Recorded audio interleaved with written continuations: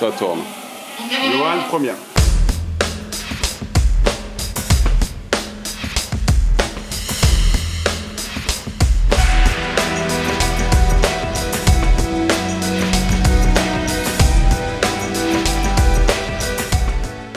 Moi, c'est Johan Pally, j'ai 32 ans. Je suis installé à Arles-Bosc, en Ardèche, dans le 07. Je suis installé sur l'exploitation avec mes parents et ma compagne qui a fait une partie en transformation fromagère. On a 350 chèvres laitières, ferme 4 familiale, 3e génération sur l'exploitation. Nous, on paillait avec une pailleuse à turbine. Il y avait beaucoup de fumée, mais le travail était correct. Le seul problème, c'est que vu qu'on n'a pas de couloir central, on a été obligé de passer dans l'air paillé pour pailler. Du coup, on paillait pendant la traite. Pendant qu'il y en a un qui trayait, l'autre paillait. Et les jours où on était tout seul, c'était un petit peu compliqué d'être à la traite et au paillage. On paillait tous les 2 jours déjà, ce qui était un paillage. On mettait une plus grosse quantité pour ne pas pailler tous les 2 jours, ce qui était moins bien en termes sanitaires pour les bêtes. Ça prenait une grosse amplitude de temps. EHB, je cherchais une pailleuse depuis très longtemps. En me promenant sur internet, j'avais vu ses premiers essais. Je savais qu'il avait sorti une machine.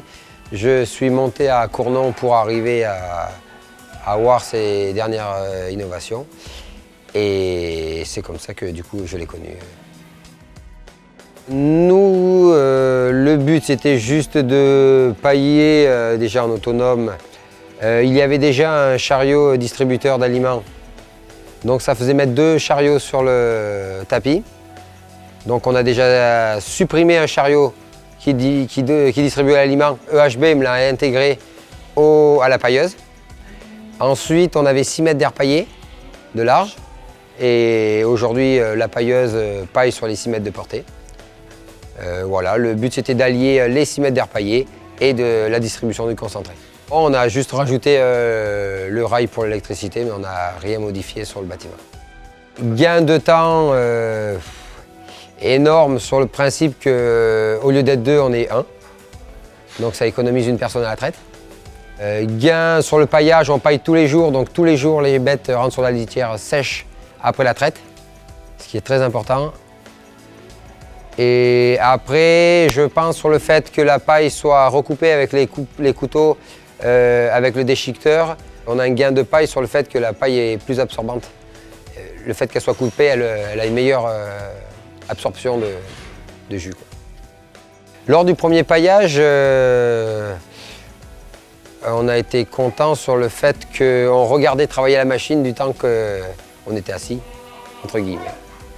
Ouais, c'est magique.